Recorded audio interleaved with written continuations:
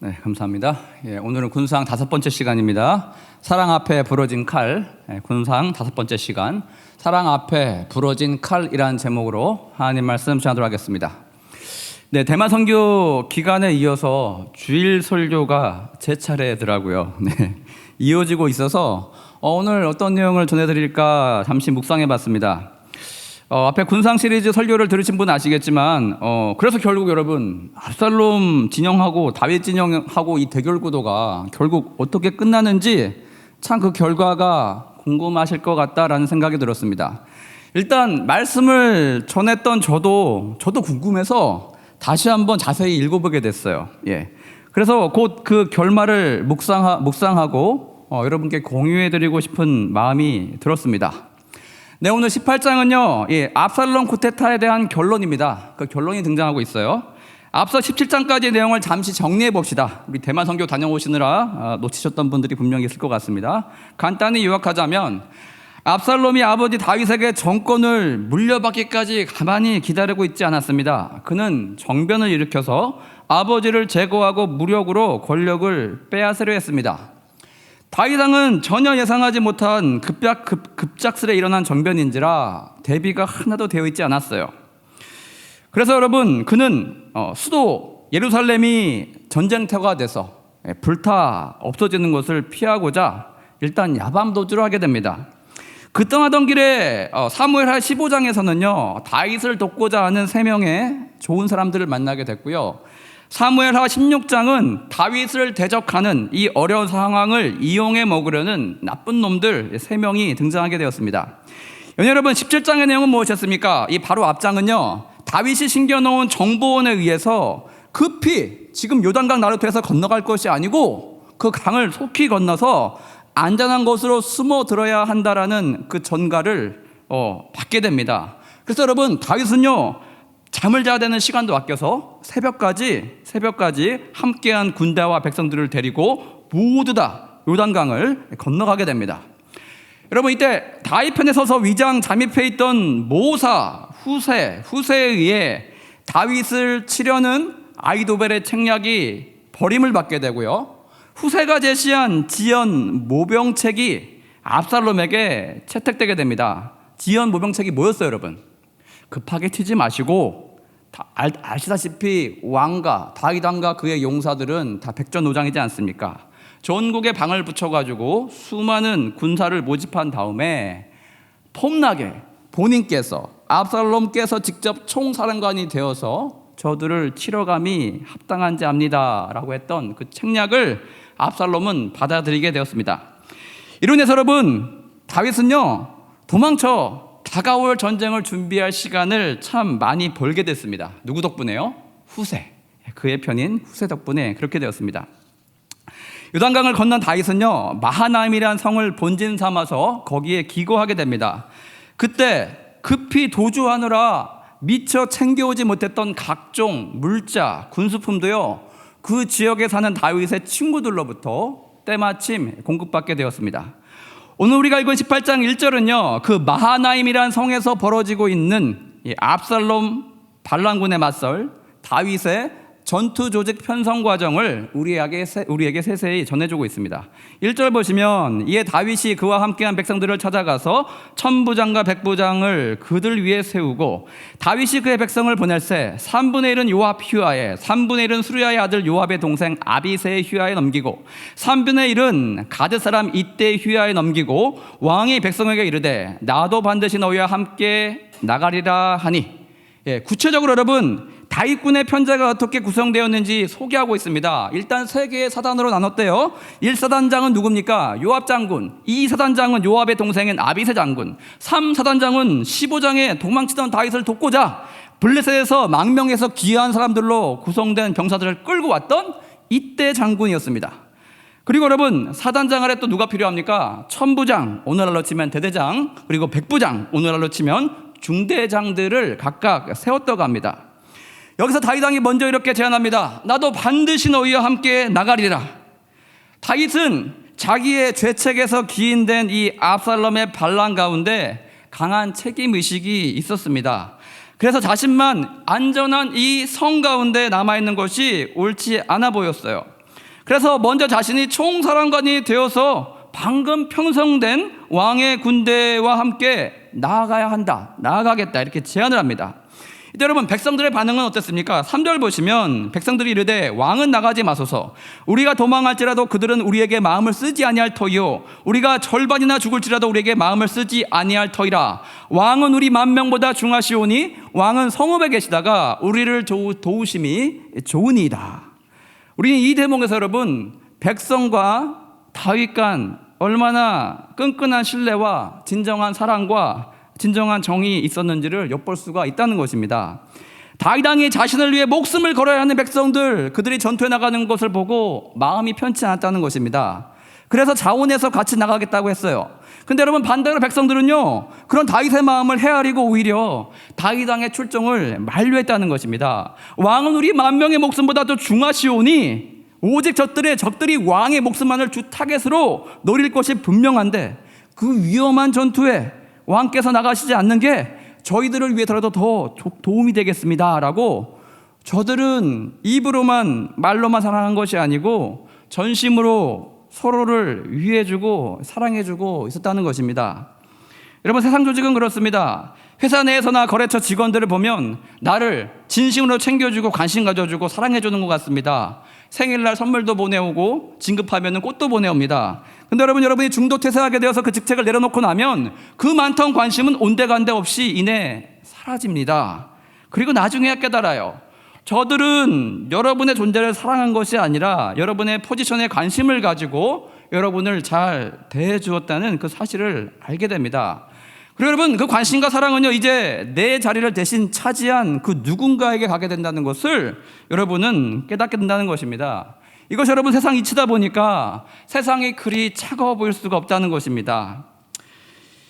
여러분, 우리 교회가 좋은 이유가 무엇이겠습니까? 교회는 가족 같죠? 사회적인 포지션에 상관없이 여전히 저와 여러분에게 계속 교우들이 관심을 가져주고 계속 그렇게 사랑을 해준다는 것입니다. 즉, 우리의 존재 자체를 사랑해주고 품어주고 인정해주는 것이 바로 교회라는 것입니다. 그건 여러분, 제발 사회 친구 만들 시간에 교회에서 평생을 같이 할 우리 전우들, 교우들을 만드시길 바랍니다. 그것이 정말 현명한 투자란 것입니다. 다시 이야기로 돌아와서 여러분, 이런 백성들의 따뜻한 배려에 다윗 왕은 4절과 같이 저들의 마음을 받기로 합니다. 4절에 왕이 그들에게 이르되 너희가 좋게 여긴 대로 내가 행하리라. 그렇게 얘기하고 성에 남아있기로 합니다. 연이어 5절에서는요, 성문을 나서 출정하는 다윗 왕의 군대 모습이 묘사되어 있습니다. 자, 이제 여러분, 전국에서 병사를 모집해서 어마어마한 대군을 이끌고 요단강을 건너온 압살롬의 군대와 5절에 바로 방금 출정을 마친 다윗의 군대가 벌판에서 만나게 됩니다. 조우하게 됩니다. 이내 여러분, 큰 전투가 벌어졌어요. 결과는 어떻게 됩니까? 7절 보시면 거기서 이스라엘 백성이 다윗의 부하들에게 패함에 그날 그곳에서 전사자가 많아 2만 명에 이르렀고 압살롬에 몰고 온 대군은 여러분 숫자만 많았지 오합지졸이었나 봅니다. 우리 예상과 달리 여러분, 전투의 결과는 싱거웠어요. 소수 정예였던 다윗 군대의 일방적인 승리였다는 것입니다. 연예 8절 보시면 그 땅에서 사면으로 퍼져 싸웠으므로 그날의 수풀에서 죽은 자가 칼에 죽은 자보다 많았더라. 여러분, 이게 무슨 뜻이냐? 여러분, 성경을 읽을 때 반드시 여러분 입체적으로 된 지도를 가지고 읽으셔야 여러분은 이 부분이 이해가 가게 될 것입니다. 평면지도 말고요, 반드시 플라스틱으로 제작된 입체 지도가 여러분에게 필요합니다. 단돈 10,000원도 안 되는 여러분, 그 적은 돈으로 여러분이 성경을 읽으실 때 이 지도와 함께 읽게 된다면 여러분은 천군만마를 얻으신 기분이 들 거라는 것입니다. 왜냐? 그 지도를 보시면 요단강을 건너가면, 이 요단강이 남에서 북으로 흐르고 있습니다. 요단강을 건너가면 일단 평지가 있고요, 거기서 조금만 더 동쪽으로 나가게 되면 여러분 그 동쪽은 높은 고지대가 나타납니다. 그 고지대 위에 마하나임 성이 위치해 있어요. 근데 여러분, 이 가파른 경사면에 마하나임 성이 위치해 있다 보니까 이 성은 어떻겠습니까, 여러분? 방어하기가 너무나 좋은 지형을 갖추고 있었다는 것입니다. 우리 가까운 행주산 성에서 임진왜란 때 일본군을 상대로 어마어마한 전과를 거뒀던 것 같은 위치입니다. 여러분, 아마도 전투가 이 숲으로 덮인 경사면과 그 아래로 이어진 에브라임 들판에서 벌어졌던 것 같습니다. 따라서 도망치다 발을 헛디디면 어떻게 되겠습니까? 낭떠러지 같은 산 아래로 떼굴떼굴 굴러 떨어져서 목숨을 잃을 수밖에 없는 바로 그런 지형에서 싸움이 벌어졌다는 것입니다. 추측컨대 여러분, 대패에서 도망치던 압살롬의 군사들은요, 다급한 마음에 도망치다가 실족해서 추락사한 경우가 적의 칼에 맞고 전사한 숫자보다 많았던 것 같습니다. 이를 통해 얼마나 압살롬 군대가 대패했고 급히 도망을 치던 형국이었는지 우리는 추측해 볼 수가 있겠습니다. 여러분, 이제 멀리 전투씬을 묘사해 주었던 성경 기자의 카메라는요, 줌인하게 됩니다. 줌인하게 돼서 발랑군의 총사령관 압살롬을 비추게 됩니다. 9절 보시면 압살롬이 다윗의 부하들과 마주치니라. 압살롬은 노새를 탔는데 그 노새가 큰 상수리나무 번성한 가지 아래로 지날 때 압살롬의 머리가 그 상수리나무에 걸림에 그가 공중과 그 땅 사이에 달리고 그가 탔던 노새는 그 아래로 빠져나간지라. 여러분, 참 웃지 못할 상황이 펼쳐졌어요. 당시 왕족들만 타던 노새와 이전의 성경에 앞에서 묘사되었던 압살롬의 자랑, 길고 풍성했던 그 머리카락에 그만 화근이 되어버리고 맙니다. 즉 여러분, 아이러니하게도 그의 자랑거리가 되어주었던 왕족의 신분임을 나타내는 노새와 풍성한 머리카락의 조합이 그를 사망에 이르게 만드는 매개체가 되었다는 것입니다. 이렇게 여러분, 나뭇가지에 머리카락이 끼어서 대롱대롱 매달려 있던 압살롬에 대해서 다윗의 한 병사가 일군 사단장 요압 장군에게 보고를 하게 됩니다. 이를 보고받은 요압 장군은 어떻게 나옵니까? 그 병사를 꾸짖고 있어요. 뭐라고요? 요압이 그 알린 사람에게 이르되 내가 보고 어찌하여 당장 쳐서 땅에 떨어뜨리지 아니하였느냐? 내가 내게 은 10개와 띠 하나를 주었으리라 하는지라. 아니, 적군의 수장을 죽일 저럴 기회를 왜 너는 그냥 두고 지금 나한테 와서 보고하고 있냐라고 버럭 화를 내고 있습니다. 압살롬을 죽였다면 특공 무공 훈장까지 내가 너에게 내렸을 텐데 왜 그 귀중한 기회를 허무하게 날렸냐고 뭐라고 하고 있습니다. 12절에 여러분, 이 병사의 입장을 들어봅시다. 뭐라고 합니까? 요컨대 다윗 왕이 청년 압살롬을 자기의 얼굴을 봐서라도 꼭 죽이지 말고 생포하라고 명한 것을 자기도 들었다는 것입니다. 이렇듯 왕이 지엄한 명령이 살아있는데 어찌 그에게 감히 손을 댈 수 있겠냐라고 반문하고 있습니다. 여러분, 이 모습은요, 과거 다윗 왕이 밧사바의 남편 우리아를요 전쟁에 몰아서 몰래 죽이고 그렇게 그것을 계획하고 전쟁에 나가 있는 요압 장군에게 편지해서 적의 공격이 가장 극심한 곳에 우리아를 일부러 두고 나머지 병사들은 철군해서 그가 적의 손에 죽게 만들라라고 그 살인교사 편지를 받았을 때 요압이 선택했던 반응과는 정반대의 반응을 보인 것이란 것입니다. 근데 요압은요, 그때 이랬어요. 뭐가 도대체 옳고 그른지 판단하지도 않고 묻지도 따지지도 않고 평소 그렇게 충직해 보이던 우리아 장군을 다윗의 지령에 따라 그만 전장에서 죽게 내버려 두었다는 것입니다. 근데 여러분, 이 병사는요, 양심에 거리끼는 짓은 하지 않겠대요. 그렇게 단언하고 있습니다. 현장 전투 지휘관인 요압이 압살롬을 왜 죽이지 않았냐고 타박할 때 그건 당신의 지시보다 당신보다 더 위에 계신 다윗 왕의 지시를 위반하는 것이라 양심상 내가 하지 않겠다라고 선언하고 있습니다. 여기 13절 보시면요, 이 병사는요, 요압이란 이 인물이 얼마나 간사한 사람임을 이미 꿰뚫고 있었던 것 같습니다. 13절 보십시오. 아무 일도 왕 앞에서는 숨길 수 없나니 내가 만일 거역하여 그의 생명을 해하였더라면 당신도 나를 대적하였으리이다. 이게 무슨 말이냐? 만일 내가 당신의 지시에 따라서 압살롬을 죽이게 되었다 칩시다.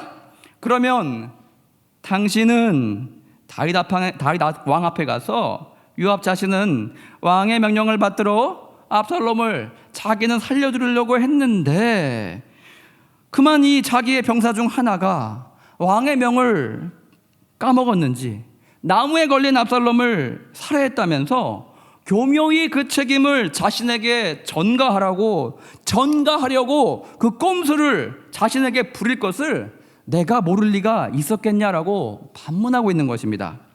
여러분, 요압은요 자신의 마음이, 숨겨진 마음이 들킨 것처럼 적잖이 대단히 당황을 한 것 같습니다. 갑자기 화들짝 화제를 돌리더니요, 너와 입하고 할 시간이 없다, 너와 말싸움할 시간이 없다 이러면서 14절과 같이 직접 행동에 나서게 됩니다. 14절, 요압이 이르되 나는 너와 같이 지체할 수 없다 하고 손에 작은 창 셋을 가지고 가서 상수리 나무 가운데 아직 살아있는 압살롬의 심장을 찌르니 요압의 무기를 둔 청년 10명이 압살롬을 에워싸고 쳐 죽이니라. 여러분 생각해 보십시오. 이 장면은 참 슬픈 장면이에요. 왜냐? 첫째, 과거 압살롬과 요압 사이를 한번 생각해 보세요. 형 암논을 죽이고 외할아버지 나라로 망령가 있던 압살롬을 다시 불러온 사람이 누굽니까? 요압이었어요. 또 다윗왕과 극적인 화해를 시킨 사람도 누구였습니까? 바로 요압 장군이었어요. 그때 요압의 마음은 어떻겠을까요? 사촌이었던 압살롬이 당한 딱한 형국을 도와주고 싶은 마음도 있었고, 연이어 차기 왕권 계승자 1순위가 됐던 압살롬 왕자에게 잘 보여서 현 다윗 정권에 이어서 다음 압살롬 정권에서도 군대 장관과 같은 요직을 이어가고 싶은 마음이 그 안에 있었을 것입니다. 그런데 압살롬이 다윗왕의 적대 세력이 되었을 뿐만 아니라 또 다른 고정사촌 아마사를 군대 장관으로 발탁해서 그를 사용하는 것을 보고 요압은 압살롬에 대한 미련, 그 마음을 접었다는 것입니다. 더 이상 압살롬에게 잘 보일 이유가 없어졌어요. 그저 자신과 다윗왕 앞에 압살롬은 계속 위협과 걸림돌이 될 뿐이라고 생각했던 것 같습니다.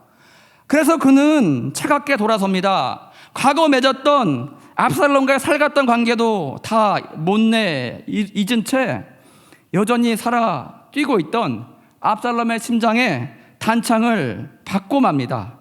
그렇게 요압은요, 게다가 요압은 교묘하게도 자신과 함께한 병사들에게 명합니다. 압살롬 그를 10명이 에워싸고 결국 쳐 죽게 만들었습니다. 무엇을 위해서요? 자신이 압살롬의 생명을 끊은 게 아니라고 하고 싶었어요. 결국 타인들의 손에 의해서 최후를 맞이한 것이라고 발뺌을 빼려 알리바이를 만들었다는 것입니다. 우리는 이런 요압의 모습에서 사회에서 맺은 인간관계가 떠오릅니다. 이용가치가 다 사라지니 친구에서 금방 대적이 될 뿐만 아니라 한때 너무나 친했던 자가 우리의 목숨까지도 노리면서 우리를 끊으려나 하는 그런 냉정함을 우리는 가끔 겪게 된다는 것입니다. 여러분 생각해 보십시오. 요압은 이런 일을 벌인 것이 이번이 처음이 아니었어요. 사울 왕의 전사 후에 남은 사울 왕가의 괴뢰 정권의 군대 장관이었던 아브넬 장군이 남쪽 유다로 망명해 오자 그때 다윗 장군은 어떻게 합니까? 훌륭한 장군을 한 명 더 얻게 됐다면서 기뻐했습니다. 그리고 그를 위해서 극진히 환대했어요. 그런데 여러분, 요압은 자기 막내를 죽인 개인적인 원한으로 아브넬 장군마저도 불러들여서 암살했던 적이 있습니다. 이렇듯 여러분, 요압은요 다윗왕에게 피를 나는 조카였지만 그 다윗왕이 다루기에는 너무나 힘든 자였습니다. 자신이 금한 것을 얼마든지 무시하고 얼마든지 행할 수 있던 그런 자였다는 것입니다. 여러분, 이런 요압의 끝이 어떻게 됐을까요? 왠지 평안하지 않았을 것 같지 않습니까? 내 사무엘하 뒤편에 가면 다윗왕이 죽으면서 솔로몬에게 자신의 명을 받들지 않고 마음대로 종종 행했던 이 요압 장군의 처단을 명하게 됩니다. 결국 그의 말로가 아름답지 못하게 끝이 나고 있습니다. 여러분 16절 보시면 이렇게 적의 수장 압살롬이 죽자 요압은요 나팔을 불어요. 나팔을 불게 합니다. 그래서 군사를 불러들입니다. 왜요? 더 이상 전쟁의 명분이 사라졌기 때문입니다. 더 이상 전쟁은 의미 없는 아까운 생명들만 죽게 만드는 그런 일이 되어버렸기 때문입니다. 여러분 17절 보시면 압살롬의 시체를 처리한 장면이 나오고 있어요. 17절, 그들이 압살롬을 옮겨다가 숯불 가운데 큰 구멍에 그를 던지고 그 위에 매우 큰 돌무더기를 쌓으니라. 온 이스라엘 무리가 각각 장막으로 도망하니라. 한때 여러분 이스라엘의 왕이 되기를 꿈꾸었던 자의 죽음치고는 어떻습니까? 너무 초라한 죽음이었어요. 장례식은커녕 구덩이에 그의 시체가 버려졌습니다. 그리고 여러분 그 위에 돌무더기가 쌓아졌다고 합니다. 이는 마치 율법에 근친 상간한 자를 돌로 쳐 죽이라는 하나님의 심판이 실제로 그에게 임한 것 같은 상징적인 의미의 돌들이었다는 것입니다. 연희 여러분, 뜬금없이 18절 보십시오. 18절에 압살롬의 기념비에 대한 소개가 나오고 있어요. 18절 보시면 압살롬이 살았을 때 자기를 위하여 한 비석을 마련하여 세웠으니 이는 그가 자기 이름을 전할 아들이 내게 없다고 말하였음이더라. 그러므로 자기 이름을 기념하여 그 비석의 이름을 붙였으며 그 비석이 왕의 골짜기에 있고 이제까지 그것을 압살롬의 기념비라 일컫더라. 네, 여러분, 압살롬에게는 3명의 아들이 있었대요. 근데 여러분, 어려서 모두 죽게 됐대요.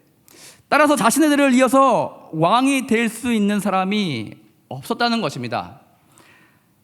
하지만 그는 본인이 직접 자신에 대한 기념비를 남겼다고 합니다. 여러분, 이거 좀 이상하지 않습니까? 기념비는 누가 세워요? 타인이 세우잖아요. 후배들이나 후세에 태어난 사람들이 선왕의 업적이 너무나 뛰어나고 감사했기에 표하는, 자발적으로 세우는 그런 것이 여러분 기념비 아닙니까? 여기서 우리가 알 수 있는 것은요, 압살롬 마음에 있던 허영심과 공명심입니다. 즉 자신의 이름이 세상에 알려지고 오래 기억되는 것을 그는 너무나 원하고 바랬다는 것입니다. 그래서 그는요, 전투 경험이 전혀 없으면서도 군사의 머릿수만 믿고 전투에 친히 군대를 이끌고 참가하게 되었던 것입니다. 여러분, 그저 역사의 준엄한 평가 앞에 자신의 인생을 맡기는 것이 아니라 혹여 자신에게 돌아올 칭찬이 없을까, 사람들의 평가가 어떨까 전전긍긍하다가 마침내 여러분, 보통 사람이면 민망해서도 하지 않을 짓을, 그렇게 자신의 업적을 찬양하는 기념비를 살아생전에 스스로 세워 놓았다는 것입니다. 여러분, 이 또한 세상이 하는 행동과 마찬가지입니다. 사람은 죽어 이름을 남긴다는 속담과 같이 어떻게 해서든 후대에 자기 자신이 위인으로 남기를 갈망하는 사람들이 너무나 많습니다. 저는요, 이것을 스스로에 대한 우상화라고 칭하고 싶습니다. 자기를 높여서 훌륭한 사람으로 평가받기를 원하는 사람들의 그 마음 가운데는 하나님께 모든 것을 다 맡기고 겸허히 하나님 앞에 평가를 받기를 거절하는 왜곡되고 뒤틀린 잘못된 자기 사랑이 있다는 것입니다. 즉 욕한대 여러분, 18절 압살롬의 기념비는요, 압살롬 왕을 꿈꾸고 바랬던 그 자신의 마지막 모습이었고, 압살롬이 바라던 자신의 찬란했던 모습이었고, 17절의 내용은 그와 정반대되는 장례식도 치르지 못하고 구덩이에 시체가 버림을 받게 되는 현실의 모습을 나타내고 있는 것입니다. 성경 기자는 오늘날 우리에게 교훈을 이렇게 주고자 압살롬의 소망과 압살롬의 어두웠던 그 현실을 연이어 배치해 놓았다는 것입니다.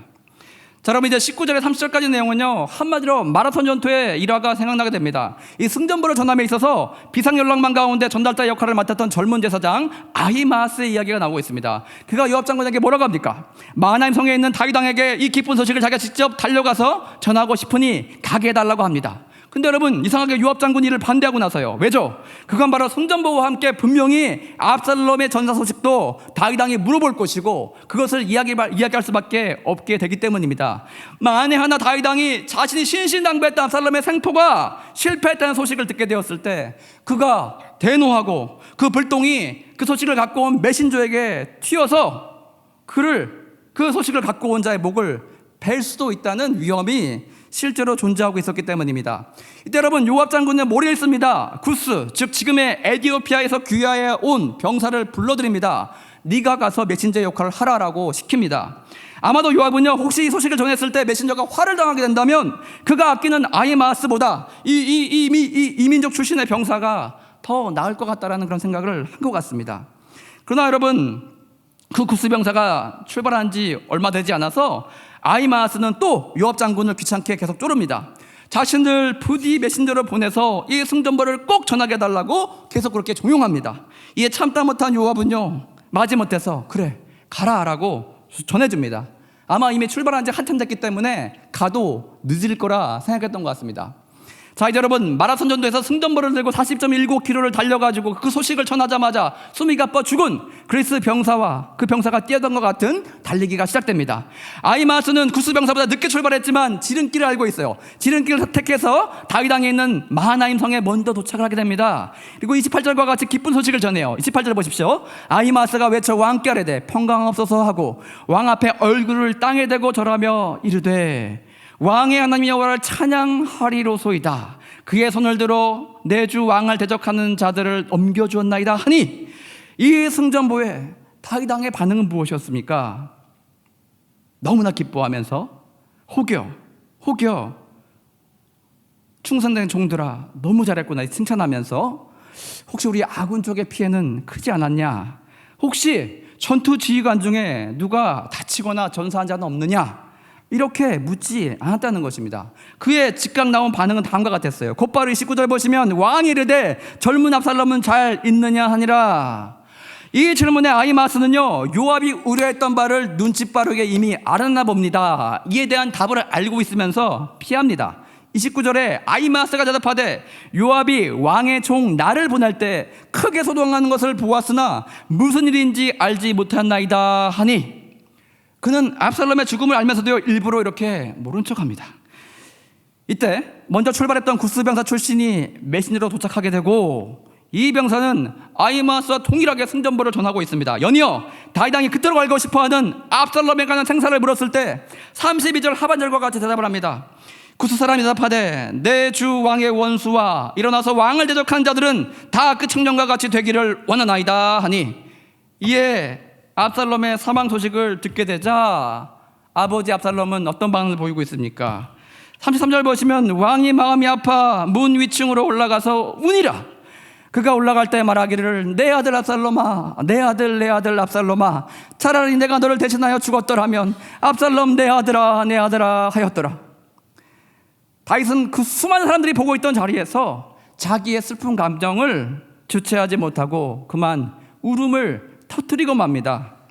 승전보에 기뻐했을 것 같은 왕은 반대로 아들의 부고 소식을 듣자 이내 엉엉 울고 말았다는 것입니다. 여러분, 다윗은 참 정신적으로 건강했던 사람 같습니다. 왜냐, 사회생활 할 때 여러분의 희노애락을 상대방에게 들키는 것은 결국 스스로의 정보를 남에게 주어서 공격의 빌미를 제공할 뿐이라는 것을 여러분은 너무나 잘 알고 있기 때문입니다. 따라서 어떻게 합니까, 여러분? 기쁜 일이 생겨도 여러분 별로 기뻐하지 않습니다. 기뻐하지 않는 척을 합니다.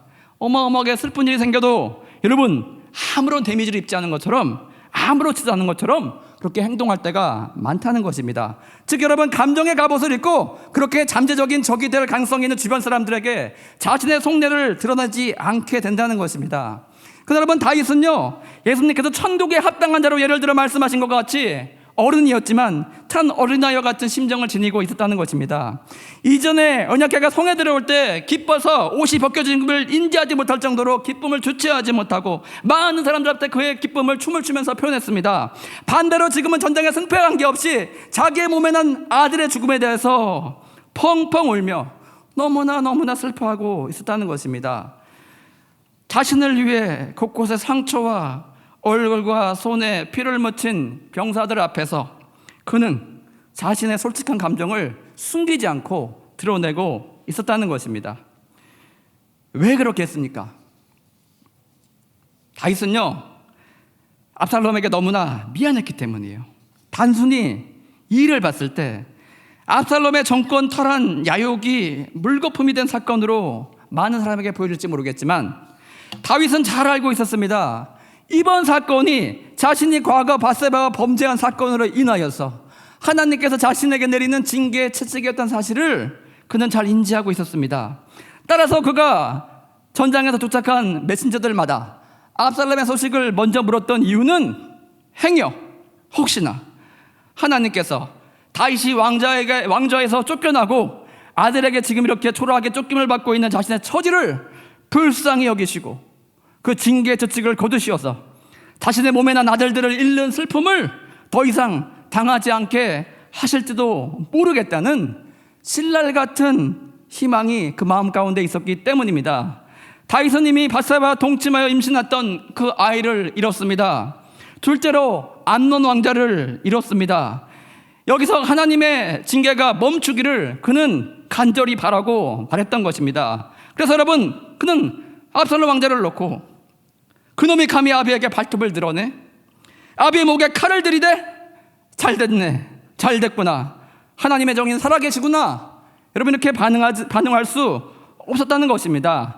다윗은 현재 일어난 불행한 사건에 대해서 남을 탓하기보다는 자신의 죄로 인하여서 생긴 일이라고 그렇게 믿어 의심치 않고 이 일의 결말이 선하게 아름답게 끝나게 되길 간절히 소망하고 있었다는 것입니다. 여러분, 오늘의 말씀 정리하겠습니다. 오늘 제목과 같습니다. 다윗의 사랑 앞에 압살롬의 살기 등등했던 칼이 부러지고 말았습니다. 이 과정 가운데 우리는 다윗이 얼마나 백성들을 아끼고 백성들도 전심으로 다윗을 따랐는지, 전장에 나가겠다는 다윗 왕을 말리는 그 모습에서 저들이 나누었던 그 진한 사랑을 우리는 보게 되었습니다. 여러분, 어떤 사람이 지나간 자리에 무엇이 남습니까? 그 사람이 사랑했던 기억과 그 사람이 베풀었던 그 사랑만 우리의 머릿속에 남게 됩니다. 인간은 영적인 동물이라 누가 전심으로 우리를 사랑해주고 아껴주는지, 반대로 우리를 사랑하는 척만 하고 있는지를 잘 알 수 있다는 것입니다. 부디 여러분, 우리 주변에 있는 가족과 직장 동료들과 교우들에게 거짓 사랑이 아닌, 가짜 사랑이 아닌 다윗과 같이 진정한 사랑을 주고받는 저와 여러분 되시길 바랍니다. 둘째, 우리 압살롬을 보면 사회에서 만난 사람들 같습니다. 자신의 이익과 명예를 띠는 사람들 말입니다. 저들은 자신이 우상이기에 말씀에 반하는 행동을 너무나 주저없이 아무렇지도 않게 행하고 있습니다. 요압은 군대 장관으로 롱런하기를 꿈꾸고 있었습니다. 자신의 자리를 위협할 만한 그 어떤 누구도 허용치 않고 살해하기까지 제고하고 있습니다. 압살롬 후대의 압살롬은 후대에 자기가 정말 좋았던 왕으로 기억되기를 꿈꾸고 있었습니다. 이런 여러분, 명예욕과 허영심이 가득한 인물이었습니다.